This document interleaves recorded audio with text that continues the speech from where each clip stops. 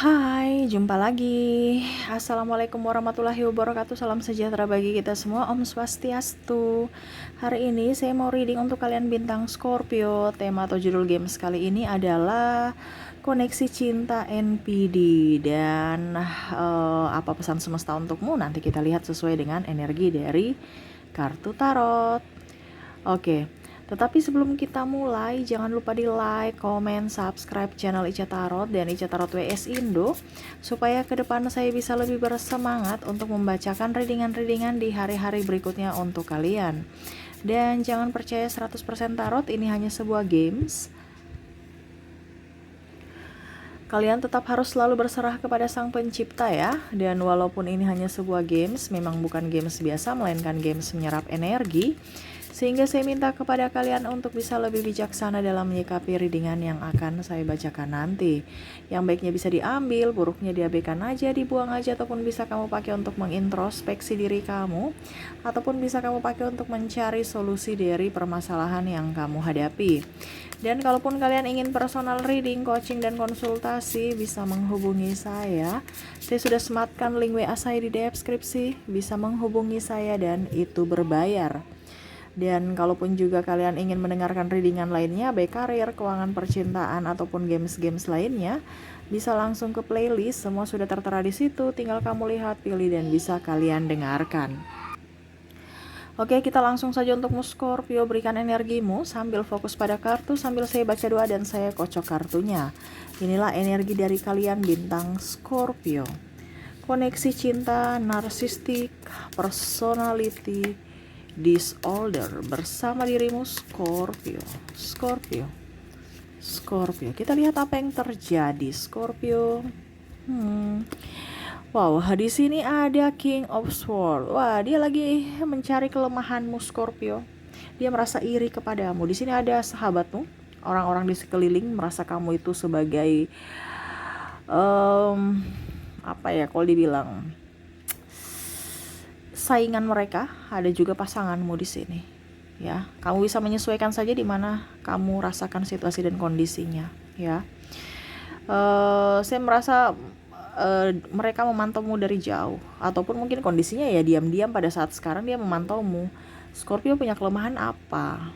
Ya, kalau kita bicara narcissistic personality disorder, ini adalah gangguan kepribadian mental di mana dia ingin berkuasa, dia tidak ingin kamu lebih dari dirinya.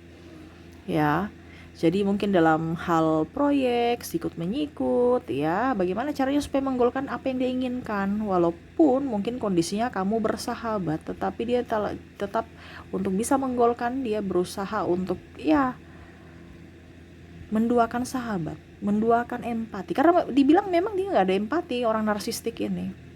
Jadi bagaimana caranya supaya dia bisa mendapatkan apa yang dia inginkan walaupun mengorbankan seseorang atau bahkan cinta. Ya, di sini lihat ada the tower. Dia merasa bahwa kamu itu sebagai star, kamu tuh sebagai orang yang up. Bagaimana caranya supaya saya menjatuhkanmu? Ini kalau dalam hubungan ya, dia seolah-olah itu kamu tuh orang hebat, kamu orang pintar, tapi saya harus bisa memorotinmu. Saya harus mempunyai kelemahan untuk tahu kelemahan kamu supaya kamu bisa tunduk padaku. Seolah-olah itu kamu di luar sana kelihatan sebagai seorang yang perkasa, tetapi di mataku kamu harus tunduk. Ya, jadi dia harus bisa mengendalikanmu di mana ya, dalam hal apapun ya, terutama dalam finansial. Dia ingin hidup mewah, dia ingin hidup enak, di mana perjuangan dari dirimu tanpa dia bersusah payah, dia hanya mau hasil dari perjuanganmu ya. Jadi seperti gitu. Di sini ada the world ya, di mana dia ingin menguasaimu ya, apapun dari dirimu, makanya dia menusuk secara pelan ya, tapi pasti, di mana dari sisi mental. Ada beberapa yang dia mengumbar aib ya, kalau pasangan ini lebih menceritakan keburukanmu ya, bukan mensupport, malah seolah-olah menjelek-jelekanmu ya, sehingga kamu terpuruk. Bahkan ada yang malah memfitnah untuk supaya kamu dibenci oleh sahabatmu, rekan kerjamu ya, ataupun keluarga dan mungkin pimpinan. Karena dia merasa bahwa kamu itu harus tunduk pada saya, kamu harus hancur. Setelah kamu hancur, itu adalah kebahagiaanku ya. Dia mau kamu hancur tuh Ya, Two of Pentacles, dimana kamu sekarang lagi bersusah payah untuk memperbaiki dirimu, memperbaiki ekonomimu, mentalmu tanpa ada siapapun. Karena tadi saya bilang dia menyerangmu. Jadi kamu serasa sendiri saat ini. Kamu dililit hutang, kamu minta pinjaman ke orang lain sudah dibisik bahwa wah dia cerita kamu tuh. Jadi orang itu sudah tidak bersimpati pada dirimu, ataupun keluargamu, ataupun siapapun. Kenapa? Karena dia sudah merasuki mereka ya. Dia sudah kayak macam mengambil langkah duluan untuk menjelek-jelekanmu. Atau dia bilang menfitnahmu, wah ternyata dia cerita kamu gini. Supaya dia mendapatkan dukungan dari mereka. Dimana kamu akhirnya berjuang sendiri. Dari keterpurukan, terutama nih ekonomi ya. Karena saya lihat di sini ada hutang piutang. Ya, ataupun mungkin kondisinya dia menjelek-jelekanmu di pimpinan sehingga kamu mungkin sekarang kondisinya tidak mempunyai pekerjaan. Ya. Oke, berikutnya di sini ada Ten of Swords, di mana saya lihat di sini kamu merasa sedikit stres karena pikiranmu juga. Kenapa ya saya sudah terlalu baik pada mereka ya, pada pasanganku, tetapi malah dia menusukku dari belakang. Kenapa? Banyak penyesalan yang kamu rasakan saat ini. Ya. Padahal itu dari dirimu sendiri, yang mana kamu menjadi toksik untuk dirimu sendiri. Maaf agak berisik ya, semoga suara saya bisa tetap terdengar jelas oleh kalian. Dia senang, orang ini senang. Kenapa? Karena dia kan sudah tahu kelemahanmu ya. Tadi dia mencari kelemahanmu bahwa oh saya harus serang di mental ya, supaya kamu tidak bisa berkutik, tidak bisa kerja dengan baik karena tekanan, ataupun mungkin kondisinya dia membongkar aibmu supaya kamu malu. Ya, bahwa kamu sosok yang pembangkang, sosok yang pemalas, sosok yang jorok, sosok yang berdosa, sosok yang ini itu dan macam-macam. Untuk membenarkan apa yang dia lakukan. Seolah-olah macam contoh ya, kalau masalah keuangan, dia tuh pelit sekali.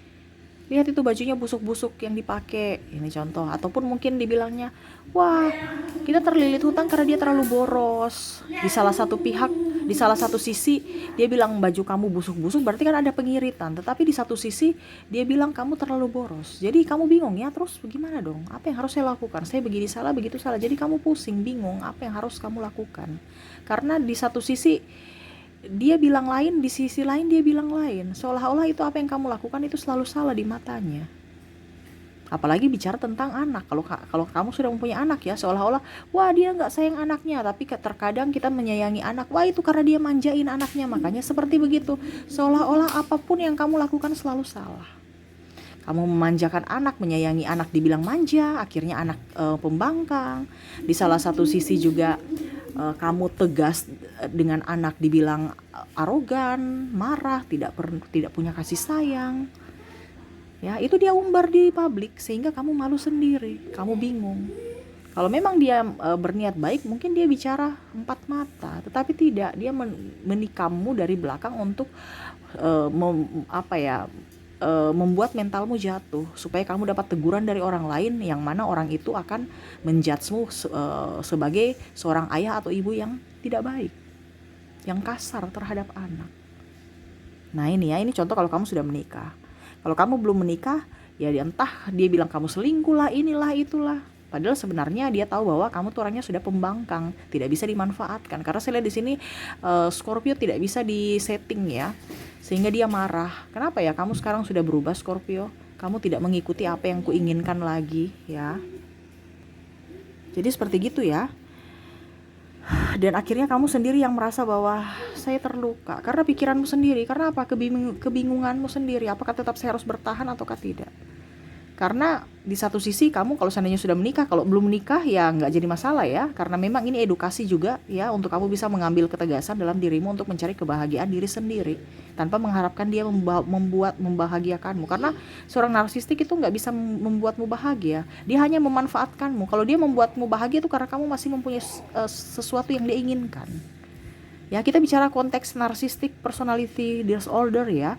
Kalau seandainya kamu mau mencari koneksi lainnya ataupun kayaknya ini nggak sesuai dengan yang saya rasakan, berarti readingan ini bukan untukmu. Ya.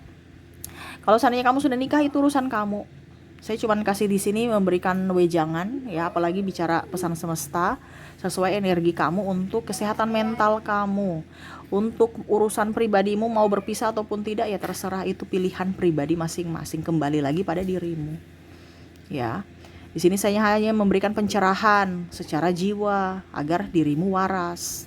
Kenapa? Karena seorang narsistik itu dia tidak waras secara grade B. Ya, kalau bilang orang gila itu kan gak waras. Dia mau membentukmu seperti gitu, makanya dia membuat kebingungan pada dirimu, seolah-olah kamu tuh sudah kayak mau stres ya, saya salah, saya begini, saya bahkan agama juga dia masuk, kamu kurang bersyukur, kamu kurang ini, seakan-akan kamu tuh kayak macam saya ini berdosa, manusia paling berdosa di dunia dan di mata manusia dan di mata Tuhan. Akhirnya kamu yang sendiri tersakiti karena pikiranmu sendiri. Karena apa? Sugesti dia yang merasa bahwa dirimu tuh sangat rendah, ya. Di sini ada Pack of Wands, tapi dia tahu bahwa sebenarnya kamu tuh orangnya up. Dialah yang rendah, cuman dia bagaimana caranya supaya kamulah yang rendah, dia tekan dari sisi mental. Ya. Tuh. Di satu sisi dia merasa bahwa saya harus up di orang lain ya, terlihat baik, padahal di dalam rumah itu, ini kalau kamu sudah terkoneksi dengan mereka ya, seolah-olah itu di luar sana itu wah dia hamburkan duit, menjadi orang yang bijaksana, periang, pemaaf, terus apalagi ya, penyayang ya, rajin membantu, baik sekali. Padahal di rumah acuh tak acuh, tidak menafkahi, pelitnya luar biasa ya. Jadi orang itu kadang-kadang tidak kayak macam seandainya kalau kamu ribut baru kamu bilang sama orang, wah dia tuh laki-laki atau perempuan yang kurang bagus. Pasti publik, kamu yang kurang bagus kok, dia baik-baik aja, dia memperlakukan kami baik. Jadi di mata orang itu tidak akan percaya kalau dia orang jahat, karena dia sudah berkamuflase. Ibaratkan dia tuh memberikan drama yang sangat luar biasa, di mana publik membuat dia, di mana di mata publik dia harus lebih up ya, lebih baik daripada kamu. Makanya tadi saya bilang dia menjelek-jelekan kamu supaya apa? Dia mendapatkan simpati dari publik. Ya, dan berikutnya di sini ada Nine of Cups ya. Dia merasa bahwa saya penuh kasih. Saya orang yang dermawan ya. Apapun yang kamu mau silahkan. Ini untuk publik, untuk pencitraan. Tetapi sebenarnya dia membuat tekanan dalam dirimu, seolah-olah kamu yang berjuang sendiri, tidak dinafkahi, yang tadi saya bilang ya, hampir seperti Pack of Wands di sini. Menunjukkan orang yang paling hebat, paling welcome, paling pintar, paling bisa semuanya, ringan tangan, suka membantu, orang tanpa dosa ya. Pokoknya dia bagaimana caranya supaya publik ada di kubu dia, publik mendukungnya. Makanya dia menghambat aktivitas kamu dengan cara bagaimana supaya mentalmu itu down dan kamu tidak konsentrasi untuk bisa up. Ya. Untuk bisa menjadi diri sendiri, untuk bisa lebih maju. Kenapa? Karena dia, sisi kebahagiaan narsistik itu adalah kehancuran dari orang-orang yang pembangkang, yang tidak mengikuti diri, menurutnya ya, yang tidak bisa dia taklukkan. Dia marah. Dan dia harus mendapatkan apa yang dia inginkan. Selama dia tidak mendapatkan apa yang dia inginkan, dia akan mau membalas dendam dengan cara membuatmu menderita. Ini secara edukasi juga saya kasih tahu ya. Untuk narsistik itu ada beberapa subscriber yang bertanya, Kak Ica, bisa nggak saya membentuk seorang narsistik untuk bisa menjadi lebih baik dengan sisi kesabaran saya? Ya udah, kamu sabar-sabar aja sampai mati. Ya, karena hanya semesta yang bisa memberikan dia pertobatan ya, ataupun ya bukan pertobatan juga sih, apa ya, supaya dia insaf gitu ya. Tetapi memang ini kan dari sisi psikologis, dia merasa bahwa dirinya tidak sakit, padahal seharusnya dia disembuhkan. Dimana kalau kita mau sembuh itu dari diri kita dulu. Macam contoh, kita tahu kita sakit, kita ditolong orang, baru kita juga mau sembuh, pasti kan bisa sembuh gitu. Sedangkan kamu mau menolong orang, sedangkan orang ini merasa tidak sakit, apa yang kamu tolong?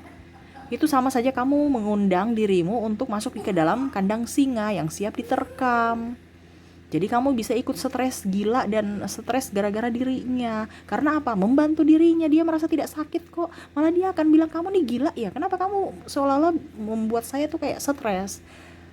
Padahal kamu tuh, artinya apa ya? Kita hanya membuang-buang waktu gitu. Bukan kita tidak punya kasih ya, tetapi ini orang ini kan tidak mau sembuh karena dia merasa tidak sakit. Jadi nggak bisa gitu. Jadi saran di sini jangan menghabiskan waktu untuk hal yang tidak penting, hal yang hanya membuang-buang waktumu dan membuang apa ya kalau dibilang menyanyiakan hidupmu untuk orang yang tidak penting gitu ya. Jadi buatlah dirimu happy, buatlah dirimu bahagia ya, dan bisa menjadi berkat buat orang lain yang mana menghargai akan dirimu ya. Kamu terkoneksi dengan narsistik ya, sama saja kamu mengizinkan mereka masuk untuk menyakitimu. Oke, maaf ya agak sedikit berisik ya. Semoga suara saya bisa tetap terdengar jelas. Jadi seperti gitu, jangan sia-siakan hidupmu. Kamu harus move on, kamu harus bangkit. Jangan tinggal terpuruk, ingat masa lalu ataupun malu. Ingat kalau kita malu, kalau kita merugikan orang lain, kamu nggak merugikan orang lain, kamu yang dirugikan. Kenapa kamu harus malu? Ya, dan dia senang kalau kamu hancur. Kebahagiaannya adalah kehancuranmu. Jadi kamu mau dia hancur, kamu harus bahagia, kamu harus move on. Contohnya kamu dililit hutang, kamu harus keluar dari hutang kamu bayar semua hutang kamu. Hidupmu harus bisa lebih baik, kamu bahagia tanpa dirinya. Itu yang akan membuat dia membuat dia hancur dan dirimu bahagia. Pokoknya intinya kalau dibilang dia ini orang kan nggak mempunyai empati ya. Jadi pada saat kamu mempunyai empati, ya itu adalah makanan terenak buat dirinya. Ibaratkan supply untuknya, supply tetap, dimana dia hanya mau mendapatkan apa yang kamu sudah capai. Karena saya lihat di sini ada beberapa yang ingin datang kembali kepadamu. Kenapa? Karena dia melihat kamu sudah wow, sudah bahagia, ya. Karena dia merasa bahwa sekarang kamu sudah up, saya mau datang lagi kepada Scorpio untuk bisa menikmati hasil dari Scorpio. Pada saat kamu sudah tidak ada lagi, ya say goodbye Scorpio. Karena saya lihat di sini ada faktor ekonomi ya. Pada saat dililit hutang, emangnya saya yang suruh kamu ngutang ya. Padahal dia tidak tahu kan dia juga nikmati. Tapi pada saat pertanggungjawaban untuk membayar, pada saat kamu sudah terpuruk, dia pergi seolah-olah saya nggak suruh kamu kasih saya uang kok. Dia nggak punya empati. Kenapa? Karena dia merasa bahwa kamulah itu adalah keuntungannya. Dia hanya dilihat dari sisi keuntungan diri sendiri tanpa melihat dari sisi empati ataupun rasa tanggung jawab dan rasa kalau dibilang kasih gitu. Wah, kasihan pasangan saya ini lagi susah, saya harus membantunya.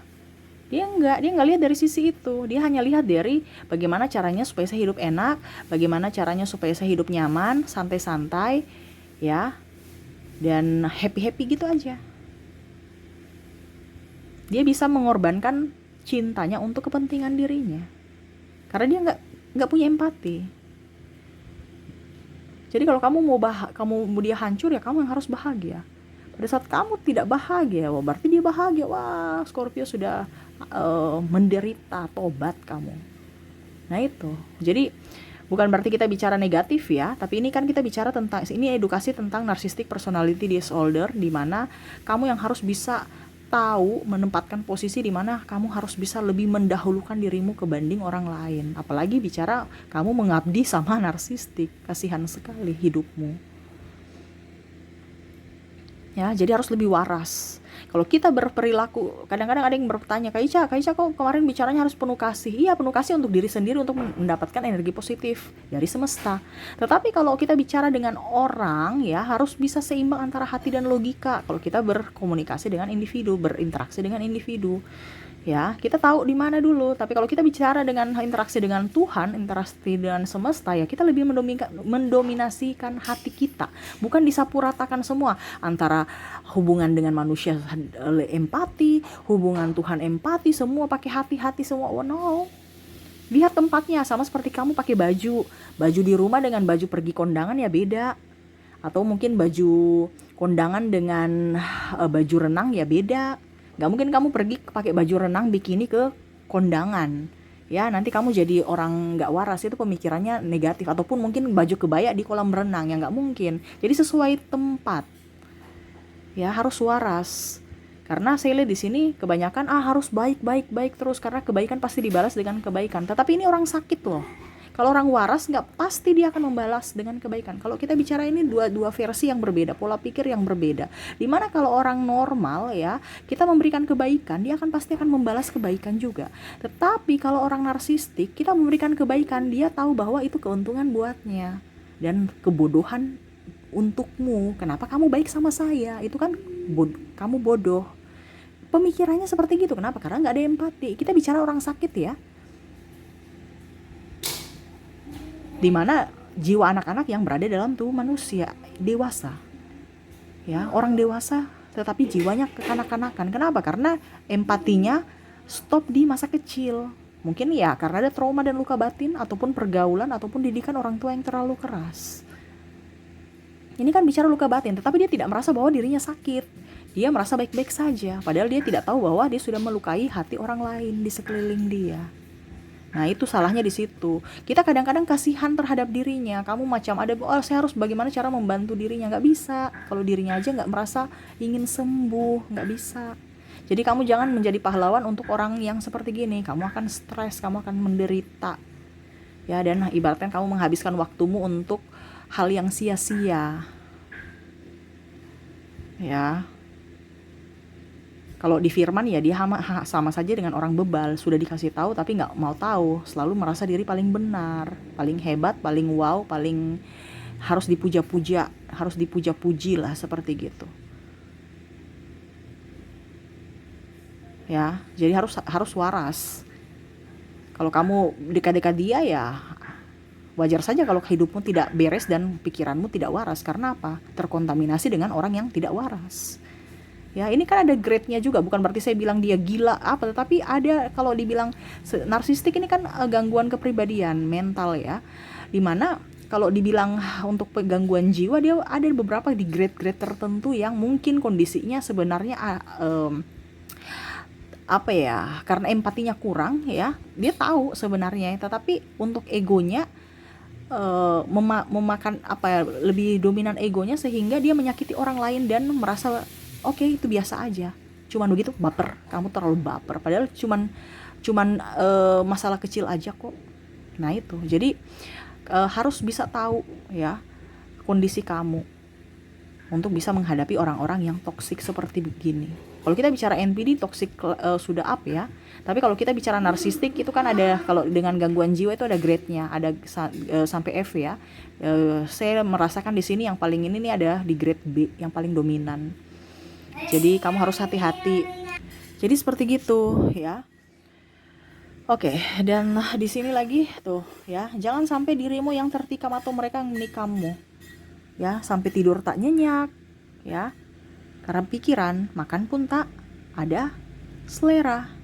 Karena pikiran. Dia menyerang ini dari pikiranmu. Supaya kamu tuh kayak orang gila kan, orang enggak waras kan. Tidur pikiran tetap macam, contohnya kita kurang tidur kan, kita kayak lelah, capek, stres, akhirnya kita sakit juga. Pokoknya intinya bagaimana caranya supaya kamu terpuruk, itu ada kebahagiaan dia.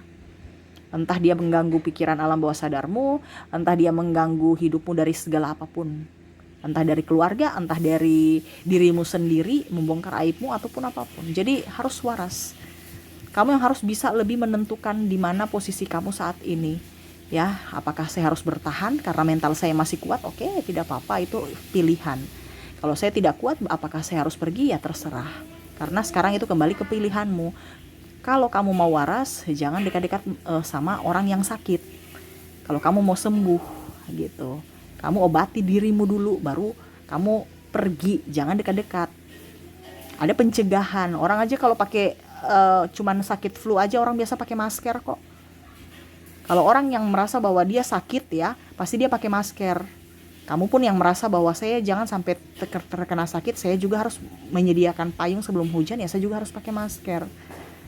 Nah itu, jadi kamu sembuhkan dulu dirimu, karena saya lihat di sini ada yang tekanan batin, ya.